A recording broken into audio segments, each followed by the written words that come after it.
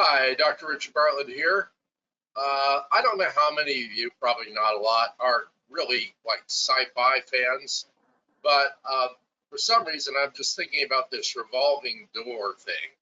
And there was a couple of these. There was one in the original Battlestar Galactica where they went into a town that was in the middle of a place on a planet that shouldn't be there, and it was like crazy, it was like you could see it on a saloon.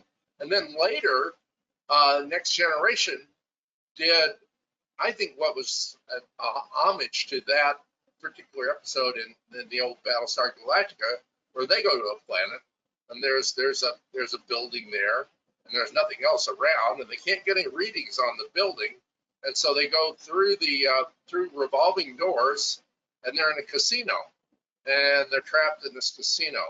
And so it's like different scenes, these revolving doors. You could look at it as past lives. You could look at it as potential future occurrences. You could look at it as alternate endings to a story. There's all sorts of ways to look at it. I also look at it the first time we saw Christopher Reeves in the original, I think it was 1978 Superman. He goes through. He goes to look for a phone booth to change it to. And then he goes, there's just a little kiosk thing, and he goes, well, I can't use that. And so and it was a great way to introduce him as Superman. He runs through a revolving door and comes as Clark comes out in a blur as Superman, shoots off it like a lightning bolt. So it was pretty exciting. First time we saw Henry Cavill fly, there was no revolving doors. But sometimes it's like the choices you make are like revolving doors or a house of mirrors. There's another example.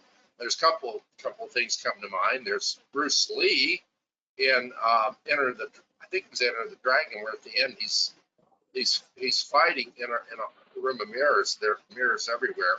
And then there's the other example, which some of you may have never seen.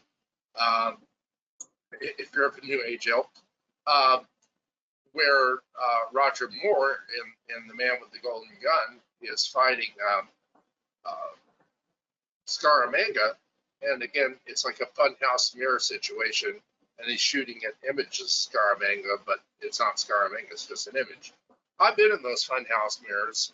Never seen how they can make you feel really tall, or they can distort you, make you feel really large, or blobby, or alien, And now you've got AI, and you can do all sorts of distortions with that, including appear to be giving a press conference. So it's very interesting, the various ways that so-called reality presents itself.